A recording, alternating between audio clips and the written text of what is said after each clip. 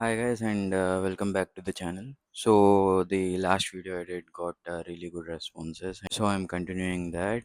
I'll be making this kind of videos right now. So for those of you who are new here, my name is Jeevan. I get interested in most random stuff. I'm really curious and I have this urge to learn everything. So while I learn these things, I try to make these short videos to explain those things to you simply in a way in which I could also memorize those things once again. If you're new here, you can subscribe. That's something you can do. You can like, move on to the next video. It's your choice. That's what I'm trying to say. So let's move ahead.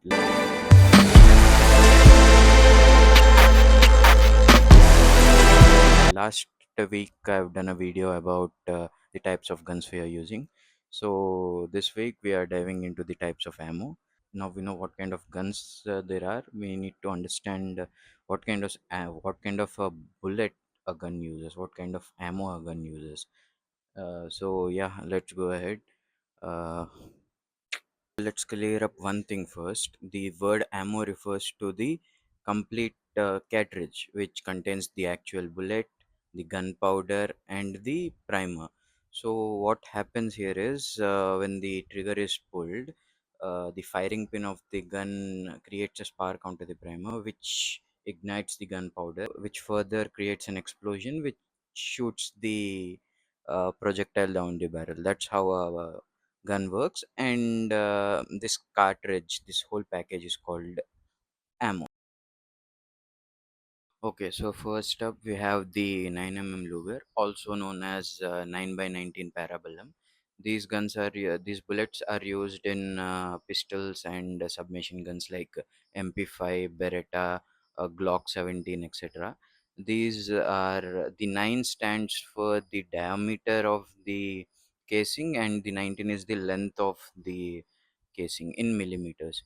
And these have little recoil and less stoppage power. These are used for general defense and general shooting kind of purposes.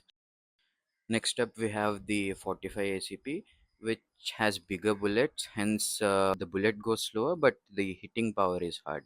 It was developed in 1917, and some bigger kind of pistols and submachine guns use this according to the need of the power. If we need more power, then they go for this 45 ACP. Okay, next up, coming to rifles, the very first ammo that you need to familiarize yourself with is the .22. Now, these are very small. These are used for training exercises, firearms. They have very little recoil and not much impact. They can be lethal at a shorter distance, but these are generally used in trainings and all.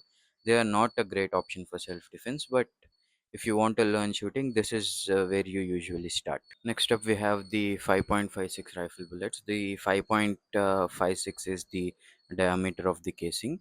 These are lighter bullets compared to what some other guns use. These are used in guns like AR-15, M4, etc. And the bullets are light and they travel faster. These bullets have a flatter trajectory, and these are NATO standard bullets. Next up, we have the most widely used, the 7.62 mm. Again, 7.62 stands for the diameter of the casing. These are developed by the Soviets during the World War II, and they are just like 5.56, but they are heavier. Hence, the more hitting power, also more recoil, but the bullet travels slower.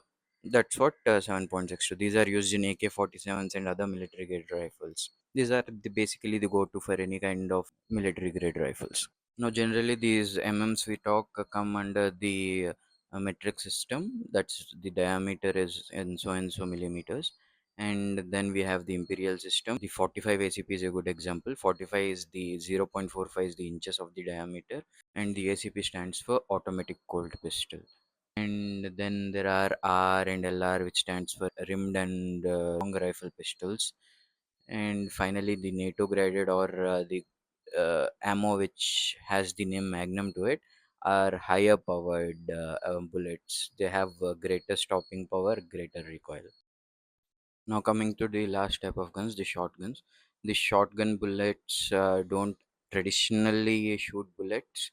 They contain pellets which can range from 20 to 30 for a cartridge, based on the size of the pellet, to a single huge slug.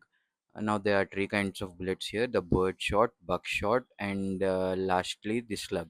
Bird shot contains 20 to 30 mini pellets. These are used for bird hunting. So what happens is it sprays 20 to 30 tiny pellets around an area around the bird. So it would be easier in that kind of a scenario. A buckshot contains 8 to 9 huge pellets, bigger pellets than the bird shot. These are used for close range defense and breaching scenarios, stuff like that. The slug contains one huge pellet. This is high recoil and high effect.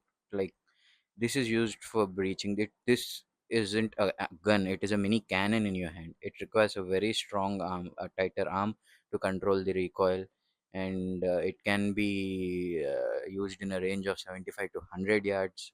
It's actually great, man.